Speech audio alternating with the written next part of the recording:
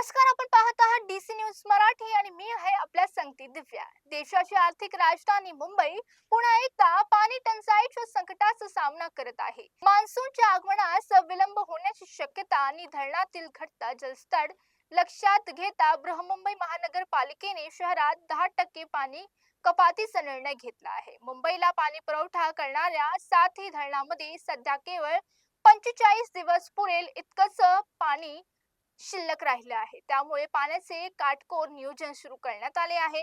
भविष्यातील संकट टाळण्यासाठी समुद्राच्या खाऱ्या पाण्याचं गोड पाण्यात रूपांतर करणाऱ्या विलिनीकरण प्रकल्पातही गती देण्यात आली आहे. बीएमसीने नागरिकांना पाणी जपून वापरा असं आवाहन केलं आहे. वाहन धुणे, पाणी वाया घालवणे किंवा अनावश्यक पाणी टाळण्यास सल्ला दिला आहे. प्रशासनाकडून धरणातील पाणी पुरवठ्यावर 24 तास लक्ष ठेवले गेले जात असून गरज पडल्यास पर्यायी स्रोतांचा वापरही करण्यात येणार असं महानगरपालिकेने म्हटलं आहे.